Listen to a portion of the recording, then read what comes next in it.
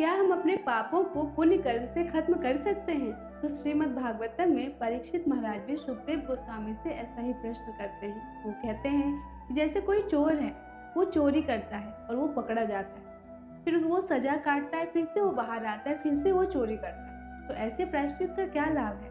तो सुखदेव गोस्वामी कहते हैं कि पाप कर्म का निराकरण पुण्य कर्म से कभी नहीं किया जा सकता। पुण्य कर्म से लाभ तो होता है, पर सीमित समय के लिए। आपको स्वर्ग मिलेगा, स्वर्ग में सुख मिलेगा, ऐश्वर्य मिलेगा, पर जैसे जैसे आपके पुण्य खत्म होते जाएंगे वैसे ही आपको धरती पर आना पड़ेगा। मतलब इस जन्म मृत्यु का चक्र आपको लगा ही रहेगा। कितना भी आप पुण्य कर ले, पर इससे हम नहीं छूट सकते हैं। तो इसकी तुलना भागवतम में हाथी के स्नान से की गई है। जैसे हाथी नदी में स्नान करता है और स्नान करते ही वो किनारे पे आता है, वो फिर से मिट्टी में लेट जाता है। तो इसी प्रकार हम भी कर रहे हैं कि हम पुण्य कर रहे हैं, स्वर्ग जा रहे हैं, और फिर से स्वर्ग में हम पुण्य भोग रहे हैं, फिर से हम धरती पर आ रहे हैं। तो श्रील प्रभुपाद कहते हैं कि सिर्फ हरि नाम ही वो अग्नि है जो आपके समस्त पापों को जलाकर भस्म कर देती है।